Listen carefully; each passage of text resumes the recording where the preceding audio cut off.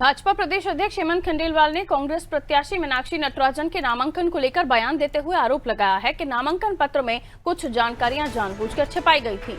उन्होंने कहा कि यदि तीसरी सीट पर निर्वाचन होता तो कांग्रेस प्रत्याशी पीछे रह जाता और पार्टी के विधायकों का विभाजन सामने आ जाता।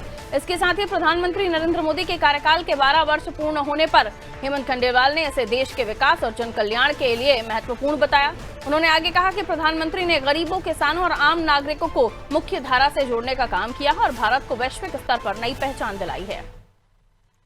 आज सबसे लंबे समय निर्वाचित प्रधानमंत्री के रूप में नरेंद्र मोदी जी का कार्यकाल रहा है।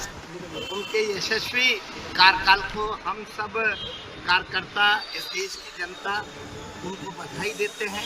एक ऐसा प्रधानमंत्री जिन्होंने गरीबों को मुख्य धारा में लाने का काम किया, हर गरीब की छत बनाने का उसका इलाज हो जाए, किसान की फसल का बीमा हो जाए, हर गृहिणी को सुख सुविधा मिले और साथ ही ये देश दुनिया की बुलंदियों पे रहे, जो उसने चिंता की।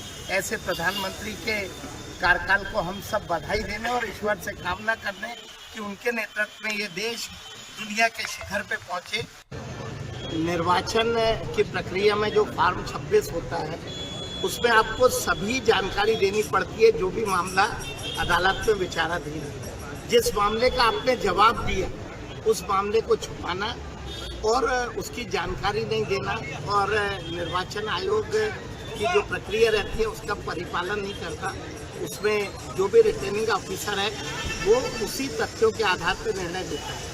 मुझे तो लगता है कि ये जानकारी जानबूझ के छुपाई, क्योंकि अगर निर्वाचन होता तो कांग्रेस का प्रत्याशी पूरी तरह से पीछे रहता और संभावित जो विभाजन कांग्रेस में दिख रहा था उसको छुपाने के लिए हमारे तो तेलंगाना में सरकार भी नहीं है, हमारे पास भी तो तथ्य कहीं से आए, किसने भेजे, कांग्रेस के नेताओं से पूछे।